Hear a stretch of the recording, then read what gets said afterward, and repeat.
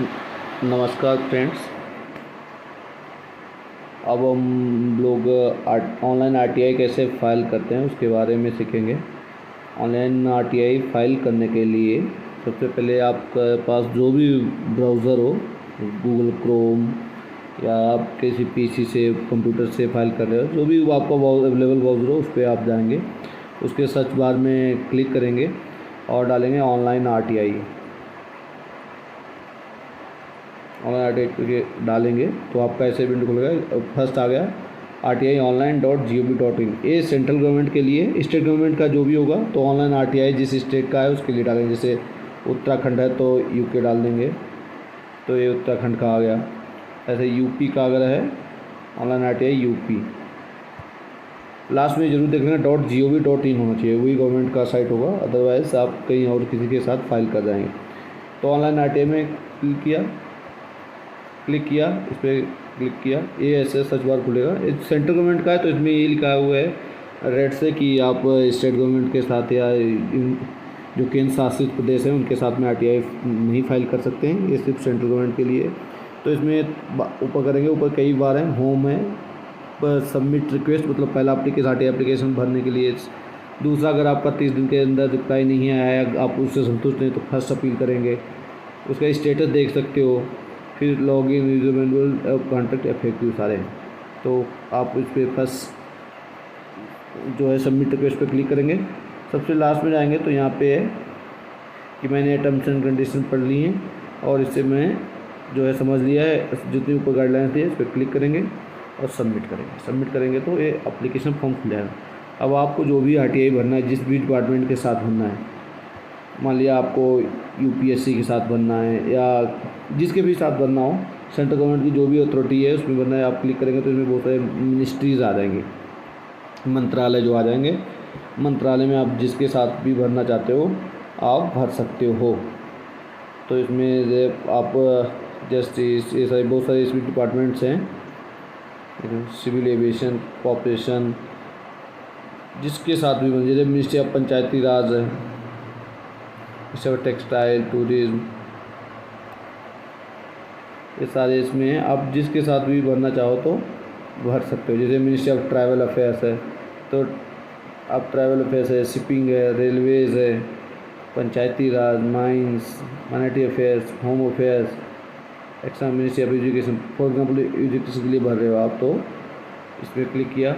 अब इसके अंदर भी बहुत सारे डिपार्टमेंट्स हो, जैसे IIT Bhopal, Dharwad, ministry of education, higher education, जिससे भी आपको भरना हो तो भर सकते हो। जैसे आपको पता करना है डिपार्टमेंट हायर एजुकेशन का ये है, इसको आपने क्लिक कर दिया।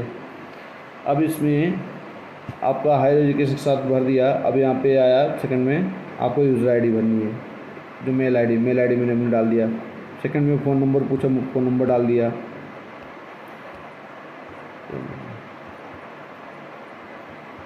ठीक है, उसके बाद नेक्स्ट कंफर्म मेल आईडी, जो ऊपर मेल आईडी भरा था वही आपने मेल आईडी भर दिया, तो मैंने क्लिक किया था, ऑटो फिल हो गया।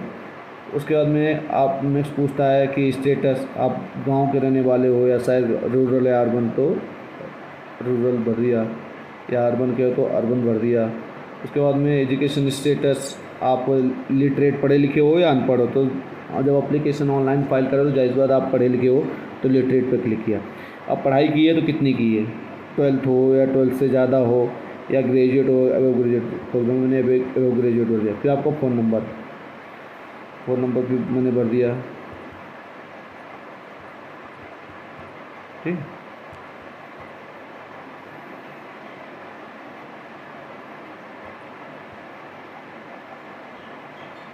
नेक्स्ट कॉलम है सिटीजन। हाँ, इंडियन सिटीजन है। आप पूछा कि आप गरीबी रेखा से नीचे हो या गरीबी रेखा से ऊपर, तो मैं तो गरीबी रेखा से नीचे नहीं हूँ तो नो कर दिया।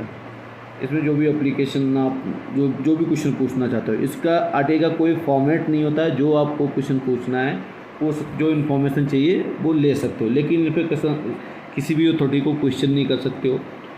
और हमेशा याद रखना कि कभी भी आरटीआई किसी को परेशान या उसको गलत, आपको मालाफाइड इंटेंशन नहीं होना चाहिए, गलत दुर्भावपूर्ण से नहीं किया जाना चाहिए।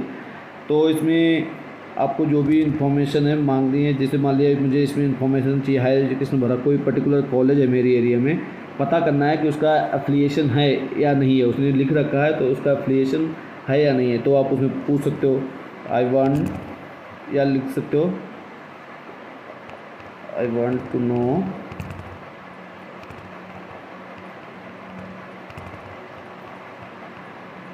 फॉलोइंग। मैं इन चीज़ें जानना चाहता हूँ। क्या? Number 1,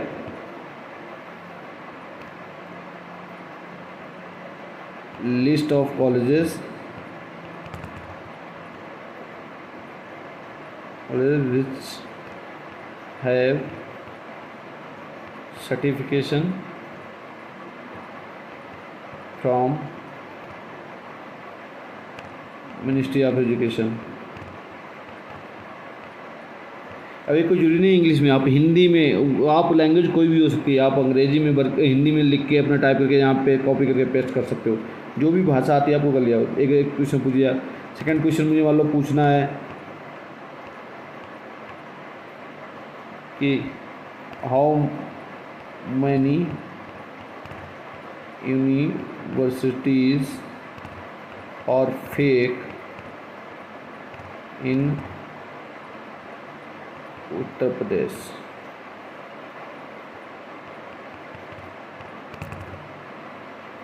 and provide the list of the same, कि उत्तर प्रदेश में कितनी फर्जी यूनिवर्सिटी हैं और अगर हैं तो उसमें से उनकी में लिस्ट दे दी जाए। फिर नेक्स्ट कॉलम आता है कि आपके पास कुछ पेपर्स है, कुछ आप ये स्पेशली यूज़ होता है आप जब अपील करते हो तो उसमें पेपर वगैरह आपको डॉक्यूमेंट लगाने पड़ते हैं। इंटर सिक्योरिटी कोड, आप सिक्योरिटी कोड डाल दो इसमें, जो नीचे लिखा है इसी को आपको टाइप करना होता है।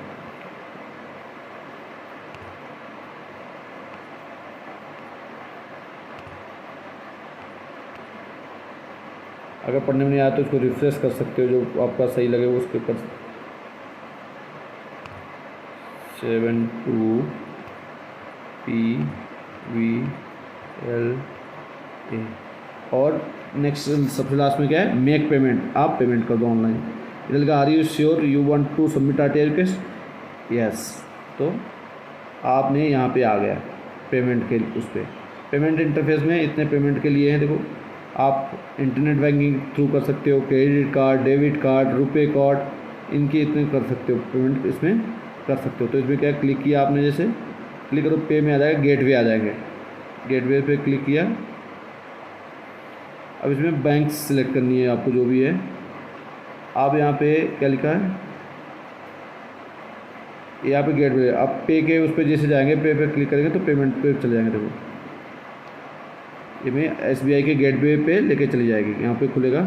अब यहाँ पे इतने सारे नेट बैंकिंग, SBI का नेट बैंकिंग है, या कार्ड पेमेंट्स करना चाहते हो कार्ड से कर सकते हो, या UPI से करना चाहते हो तो UPI से करो, जिससे पेमेंट से आप करना चाहते हो उससे आप पेमेंट कर सकते हो। क्योंकि मुझे यहाँ पे फाइल नहीं करनी ना है, आपको पेमेंट करना है, तो आप इस प्रकार जो है RTI फाइल कर सकते हो। Thank you.